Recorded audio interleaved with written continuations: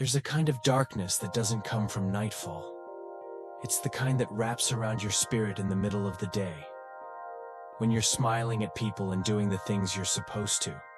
But deep inside, you feel like the sun hasn't risen for a long, long time. Maybe you've been there. Maybe you're there right now. You've prayed, you've cried, you've whispered pleas into the quiet. You've asked God for breakthrough, for healing, for light, but nothing's changed. Not on the outside. And slowly, a different kind of ache sets in. It's not just sadness. It's the question behind the silence. Is he even here? You see, we're taught that God is light, and he is. But no one really prepares you for what to do when the light doesn't come rushing in, when the answer doesn't arrive, when the door stays closed, when the fog doesn't lift. And in those moments, it's tempting to believe you're doing something wrong, that maybe your faith isn't strong enough, that maybe God has distanced himself because you've failed in some hidden way. But what if that's not true at all? What if the darkness isn't proof of God's absence, but a sacred space where he's sitting quietly beside you, not trying to fix you, not demanding your praise, just being with you? What if the absence of light is actually the presence of intimacy, unspoken and deep? There's a kind of faith that sings in celebration, and that's beautiful. But there's another kind, a quieter kind, that sits in the dark and simply breathes, "I'm still here." And maybe that's the kind of faith you're being invited into now. Not a victorious shout, but a sacred stillness. The kind where you don't have to pretend, don't have to explain, don't have to be okay. The kind of faith where God doesn't pull you out of the darkness right away, but sits with you in it. Maybe you don't need more light right now. Maybe you need to be reminded that the darkness doesn't scare him, that he's not offended by your sadness, not distant from your silence, not disappointed by your weariness. He doesn't need you to bounce back. He just wants to hold you where you are. And in this space, this shadowed sacred place, you are not failing. You are not lost. You are simply sitting with God. Her name was Alina. She was the kind of person who remembered birthdays without needing a reminder, who left flowers on a neighbor's porch when they were grieving, who held the hand of anyone who was falling apart. She was light for so many people, a gentle, quiet kind of light. But what they didn't see, what she didn't really allow anyone to see, was how much darkness she carried inside. It started slowly, a fatigue that didn't lift, a fog in her thoughts. Days that once felt full and purposeful began to stretch out like long tunnels with no end. She still read her Bible, still went to church, still prayed every morning. But somewhere deep beneath those good habits, something broke. Not in a dramatic way, just quietly. Her joy faded, her laughter dulled, and her prayers became silent pauses, empty, weightless moments where words used to live. She didn't tell anyone because she didn't want to sound ungrateful. She had a roof over her head, a job, people who cared. She had Jesus, but she couldn't feel him anymore. And that scared her more than anything. The God she once felt so close to now felt miles away, hidden behind this unshakable sadness. Every devotional told her to rejoice. Every sermon told her to rise. But Alina didn't know how. She didn't even know where her soul had gone. She just knew she was tired. So she stopped asking God to fix it, stopped trying to snap out of it. She simply sat. Every evening, she would sit in the corner of her room with the lamp off, no music playing, no prayers spoken, just silence. Not out of rebellion, out of exhaustion. And strangely, that's when something shifted. Not the darkness. It didn't go away, but there was something different about it now. It wasn't heavy in the same way. It wasn't empty. It was inhabited. There, in the quiet, in the dark, in the space where she had nothing to offer, she began to sense something. Or maybe someone, not speaking, not solving, just with her. At first, she thought she was imagining it, but the more she surrendered to the stillness, the more she began to feel that she wasn't alone in it, that her silence was being shared, that her stillness was being seen. It wasn't light that entered the room, it was presence, gentle, steady, real.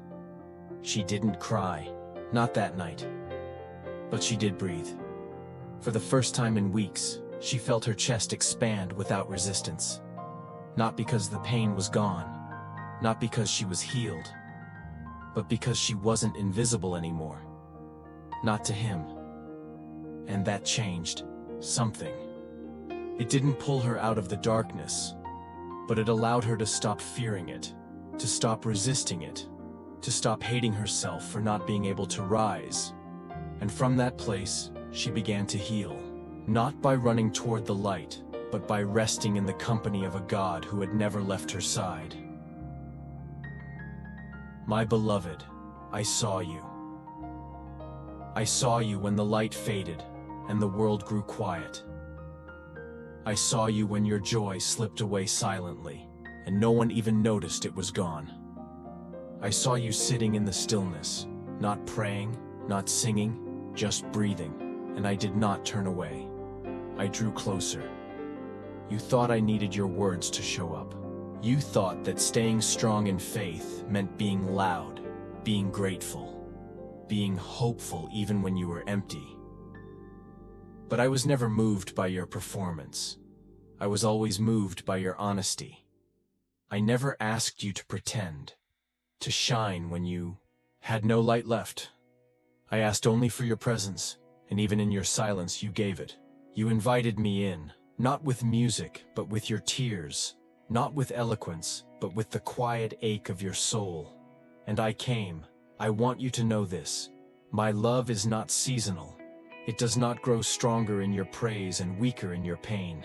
I do not draw near only in joy. I dwell just as closely in sorrow. I don't need to pull you out of the darkness to prove my goodness. I only need you to know I'm sitting here with you, exactly as you are. When you stopped praying out of pressure, when you let the stillness settle in, when you let the sadness stay, I did not leave. That stillness wasn't a void. It was a sanctuary. That ache wasn't abandonment. It was holy ground. You have been so hard on yourself, thinking your quiet meant failure, your weariness meant disobedience. But no, my child, you're staying. You're simply continuing to exist in the unknown. That is faith. And it moves me more than you know. You're not lost. You're not broken. You are simply in a dark room with me, and I'm not in a hurry to leave. This is not where you fall apart. This is where we meet in a deeper way. So breathe. You don't need to rise yet. You don't need to speak. You don't need to shine. You just need to stay, because I'm not going anywhere. You are still mine, and even here, even now, I am still proud of you.